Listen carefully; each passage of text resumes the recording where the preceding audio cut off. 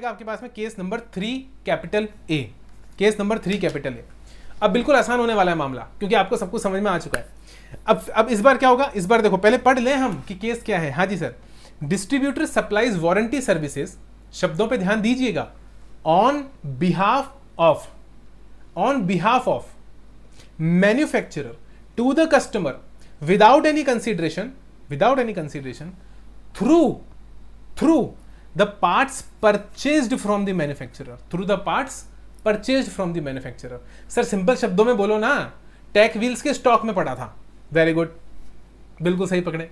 और टैक व्हील्स के जो स्टॉक में पड़ा था वो स्टॉक में कहां से आया, यह भी देखना जरूरी है कि उसने ओपन मार्केट से परचेस करा या मैन्युफैक्चरर से ही परचेस करा। तो मुझे बताओ कि BMW की गाड़ी में BMW का टायर ही लगता है। हालांकि टायर BMW का नहीं होता, लेकिन उसमें जो सील होती है वो BMW की ही होती है। ठीक है, हाँ जी सर ठीक है। मतलब जो बीच में लोगो होगा वो BMW का होगा, टायर वो टायर कंपनी का हो सकता है। अब बहुत सारी टायर्स कंपनी है, सीएट वगैरह हो सकता है सीएट का टायर हो, लेकिन उस पर लोगो लगेगा BMW का। तो मैं जो टायर खरीदूंगा वो मुझे किससे खरीदना पड़ेगा, BMW से खरीदना पड़ेगा, या फिर BMW का अगर कोई नियरेस्ट स्टोर मेरे पास में है। हो सकता है मैं BMW का शोरूम हूं, मेरे पास में BMW का क्या खत्म हो चुका है, टायर खत्म हो चुका है, BMW का टायर खत्म हो चुका है। ठीक है, और अगर मैं BMW से ऑफिशियल ऑथराइज्ड मैन्युफैक्चरिंग यूनिट से मंगवाऊंगा तो उसमें टाइम ज्यादा लगेगा। तो नियरेस्ट BMW शोरूम से मैंने उसे खरीद लिया। भाई मेरा भी BMW शोरूम है, लेकिन हो सकता है ना मेरे नियरेस्ट कोई दूसरा BMW शोरूम हो, वो किसी और का हो, और उसके पास में स्टॉक में टायर पड़ा हो। टायर में सिर्फ एग्जांपल के लिए ले रहा हूं, कोई भी पार्ट आप यहां पर अज्यूम कर सकते हो। तो मैं वहां से भी तो परचेस कर सकता हूं। तो जो मैं बाहर से परचेस करूंगा वो क्या कहलाएगा सर, वो कहलाएगा ओपन मार्केट परचेस। और जो आप मैन्युफैक्चरर से खरीद रहे हैं वो कहलाएगा परचेस फ्रॉम द मैन्युफैक्चरर। तो जो आपका सर्कुलर था उसमें 2 पार्ट में उसे डिवाइड कर दिया। हालांकि मैं जो समझाऊंगा उसमें कोई दिक्कत ही नहीं आएगी, चाहे कोई सा भी केस ले लो आप। तो मैंने बोला साहब मैंने मैन्युफैक्चरर से परचेस किया था, और जो लड़ाई थी वो यही थी, जो सुप्रीम कोर्ट की लड़ाई थी टाटा मोटर्स के केस के अंदर, वो यही लड़ाई थी। क्या हुआ साहब यहां पर, सबसे पहले क्या हुआ, अब आप ये देखो कि सबसे पहले क्या हुई होगी, सेल हुई होगी। मैं एक काम करता हूं यहां पर अकाउंटिंग भी करवा देता हूं आपको, तो पूरा का पूरा कंफ्यूजन ही दूर कर देंगे साहब। मुझे फटाफट से बताएंगे कि सबसे पहले डीलर की बुक्स ऑफ अकाउंट्स के अंदर, क्योंकि बहुत सारे ऑफिसर्स ऐसे हैं जो ऑडिट भी कर रहे होंगे, इन्वेस्टिगेशन भी कर रहे होंगे। तो मैं चाहता हूं कि ऑडिट वाले, इन्वेस्टिगेशन वाले जितने भी ऑफिसर्स हैं सब बहुत ही अच्छी तरह से इस चीज को समझ लें कि भैया जी डीलर की बुक्स ऑफ अकाउंट्स के अंदर अगर मैंने परचेस करा होगा तो बताएंगे साहब एंट्री क्या हुई होगी। सर एंट्री हुई होगी, क्योंकि ये स्टॉक का पार्ट है, ये मेरी कैपिटल एसेट नहीं है, तो मैं अपने परचेज अकाउंट को डेबिट करूंगा। तो हाँ, अब परचेज में बाइफर्केशन हो सकता है। परचेज आप हेडिंग डालकर उसको कार बोल सकते हो, उसको रिपेयर पार्ट्स बोल सकते हो, मोल्ड्स एंड डाइज बोल सकते हो, टायर बोल सकते हो, वो कैटेगरी आप बाइफर्केट कर लो, लेकिन जो मेन अकाउंट होगा वो परचेज अकाउंट होगा। ठीक है, तो purchase account debit to bank, कोई दिक्कत यहां पर नहीं सर, कोई दिक्कत की बात नहीं है, ये मैंने परचेज कर लिया। अब फॉर एग्जाम्पल ये मैंने परचेज करा होगा 1 मई 2022 को। कब परचेज करा फटाफट से बताएंगे मुझे। 1 मई 2022 को मैंने टायर परचेस कर लिया साहब, और ये टायर मैंने परचेस करा है कहां से, मैन्युफैक्चरर से, यानी टाटा मोटर्स से ये मैंने परचेस कर लिया। कोई दिक्कत नहीं है यहां पे। मुझे फटाफट से सभी जने बताएंगे कि जब मैंने इस पर्टिकुलर पार्ट को परचेस किया होगा तो इसका ownership, title to the goods किसके पास में ट्रांसफर हो गया होगा, फटाफट से बताएंगे। राहुल जी, अनीता जी, सरिता जी, इंदुलेखा जी, देवेंद्र जी। अब मुझे इतने ही नाम स्क्रीन पर नजर आ रहे हैं इसलिए मैं इतने ही नाम ले रहा हूं, फटाफट से बताएंगे। टाइटल टू द गुड्स किसके पास में होगा, परफेक्ट, मजा आ गया साहब। बस तो फिर तो दिक्कत ही खत्म हो गई ना। फिर मैं यही बोल रहा हूं कि अगर आपको कॉन्सेप्ट क्लियर है आपको सर्कुलर की जरूरत ही नहीं है। मैं सर्कुलर इसलिए पढ़ता नहीं हूं क्योंकि जिसके कॉन्सेप्ट क्लियर है, जिसको मॉडल समझ में आ गया, उसको ना तो सुप्रीम कोर्ट की रूलिंग की जरूरत है, नहीं उसको सर्कुलर की जरूरत है। अब आप सबका कॉन्सेप्ट क्लियर हो गया। आप सबने क्या बोला कि title to the goods dealer के पास में है, title to the goods dealer के पास में है। और अब मुझे लगे हाथ एक जवाब और दे दो, आप सभी लगे हाथ एक जवाब और दे दो कि अगर इस टाइम पर कस्टमर पहुंच जाता है डीलर के पास, क्या लेने, वारंटी सर्विसेज लेने, वारंटी क्लेम लेने, तो फटाफट से बताओ लाइबिलिटी किसकी है, वारंटी देने की लाइबिलिटी किसकी है। सरिता जी, राहुल जी, अनीता जी, देवेंद्र जी, चिन्मय जी, वारंटी देने की लाइबिलिटी किसकी है,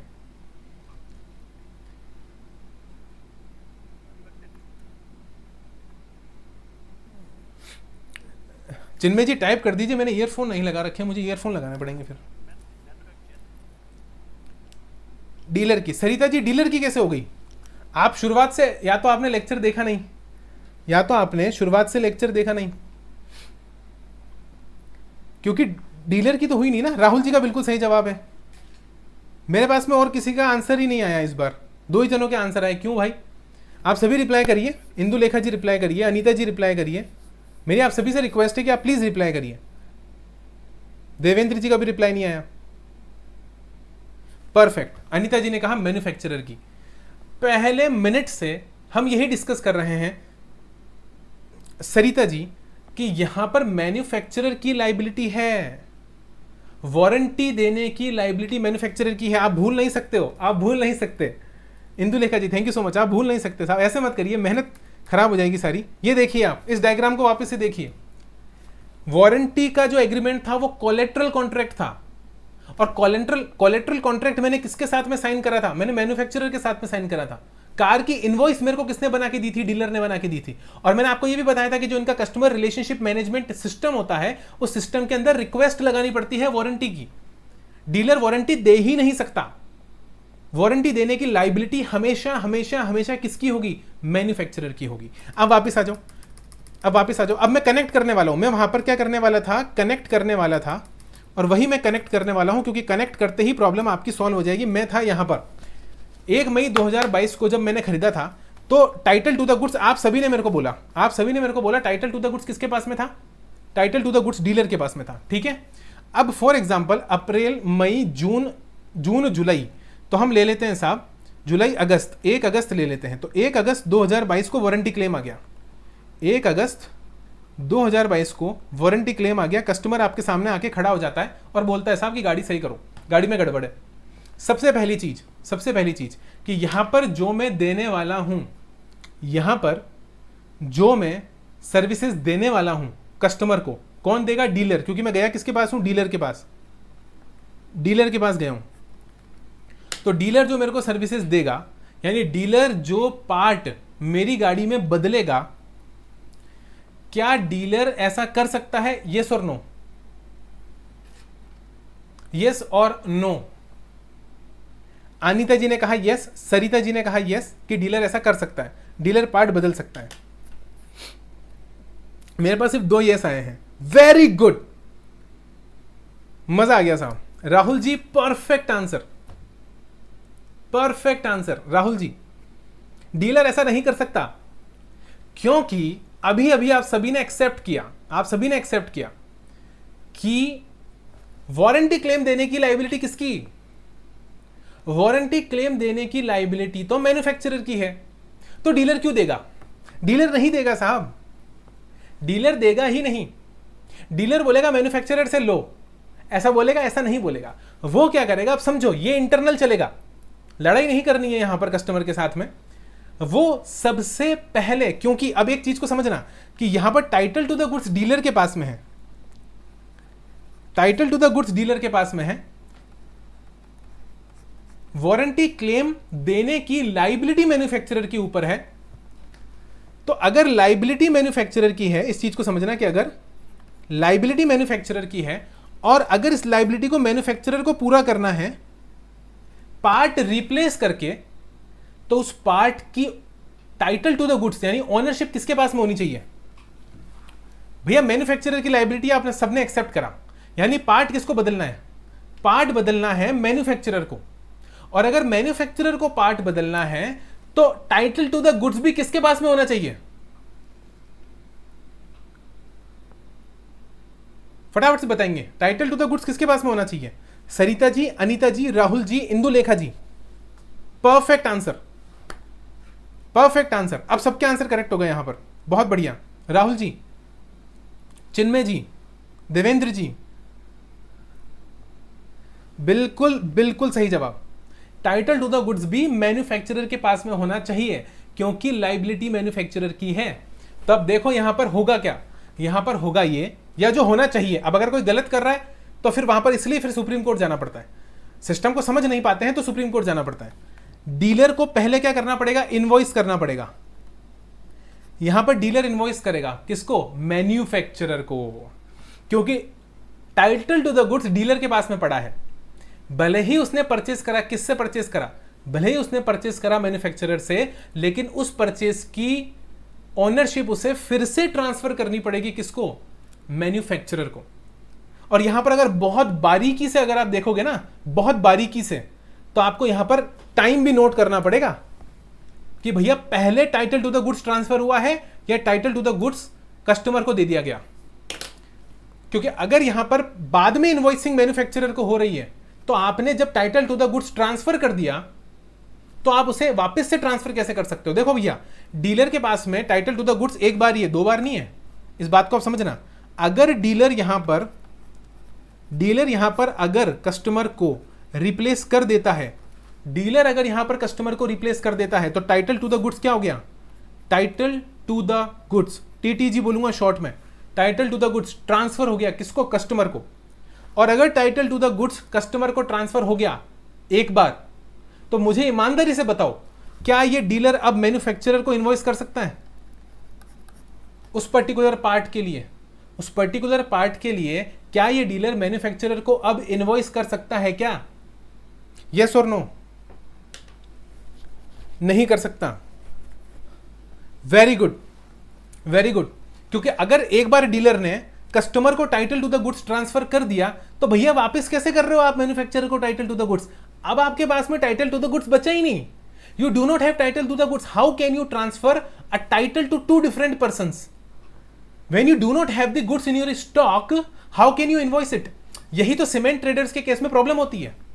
सीमेंट ट्रेडर्स ऐसे ही तो चोरी करते हैं कि इनवॉइस इशू हो गया और कस्टमर को अलग से बेच रहे हैं, क्योंकि उसको सिर्फ इनवॉइस चाहिए था।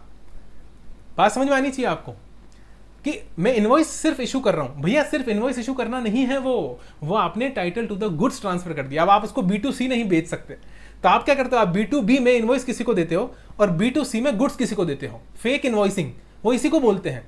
फेक इनवॉइसिंग यही होता है, सर्कुलर ट्रेडिंग यही होती है जीएसटी के अंदर, और वो यहां पर हो नहीं सकती। तो स्टेप नंबर 1 पे क्या होना चाहिए, जैसे ही मेरे पास में वारंटी क्लेम आएगा, मैं सिस्टम में वारंटी क्लेम की रिक्वेस्ट रेज करूंगा, और वो रिक्वेस्ट रेज करना ही एक तरीके से इनवॉइस करना है।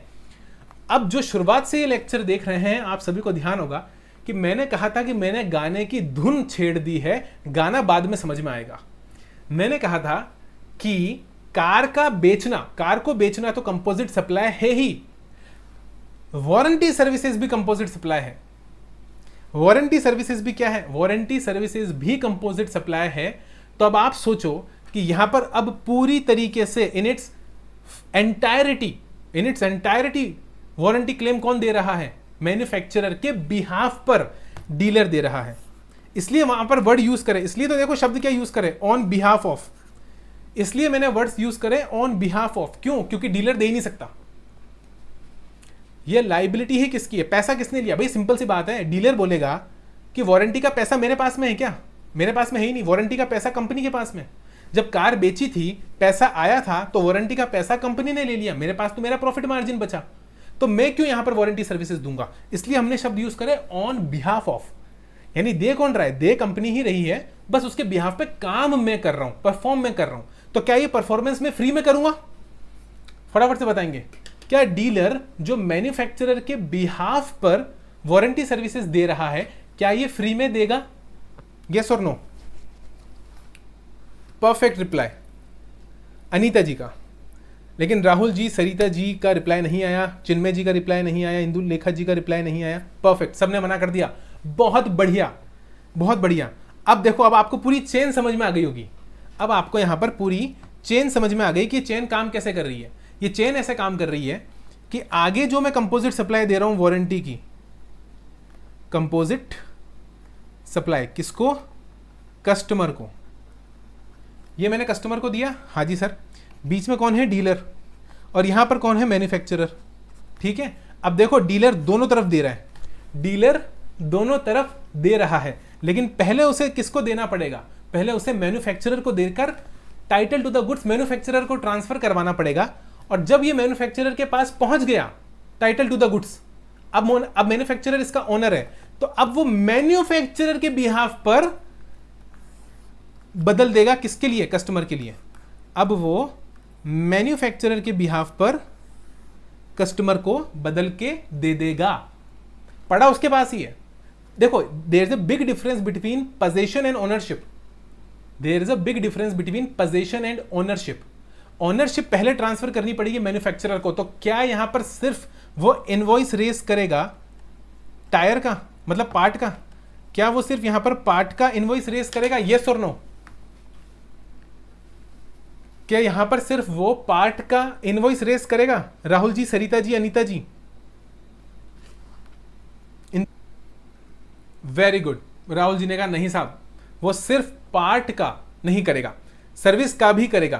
तो सरिता जी मुझे एक बात बताइए कि अगर मैं पार्ट का भी करूंगा और आपके हिसाब से मैं सर्विस का भी करूंगा तो ये क्या बन गया? पार्ट का भी करूंगा, सर्विस का भी करूंगा, तो ये क्या बन जाएगा?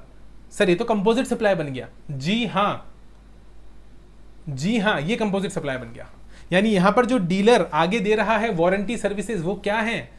मैन्युफैक्चरर के बिहाफ पर वो एक कंपोजिट सप्लाई है। और इसलिए पीछे जो अब इनवॉइस रेज होगा वो पार्ट के रेस्पेक्ट में नहीं, वो अपने आप में एक कंपोजिट सप्लाई के रेस्पेक्ट में क्या रेज होगा? इनवॉइस रेज होगा। और यहां पर प्रिंसिपल सप्लाई किसकी है? सरिता जी, यहां पर प्रिंसिपल सप्लाई किसकी है? देखो, मुद्दा बहुत हाई लेवल डिस्कशन चल रहा है, बहुत हाई लेवल डिस्कशन चल रहा है। अगर समझ में आ रहा है तो मजा आ जाएगा आपको। यहां पर प्रिंसिपल सप्लाई किसकी है?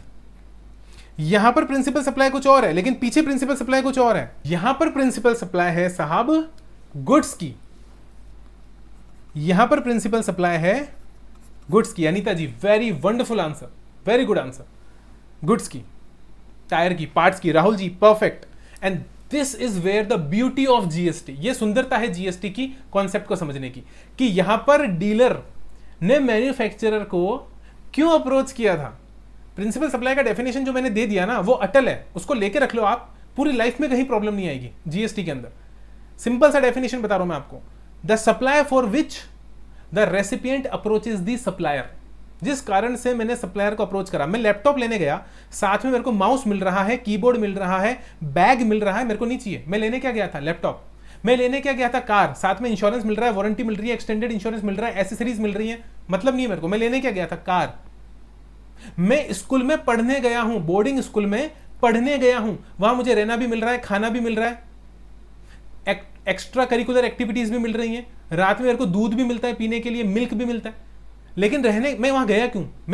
मैं वहां एजुकेशन लेने गया, इसलिए बोर्डिंग स्कूल की पूरी सर्विसेज एग्जेम्प्ट हो जाती है।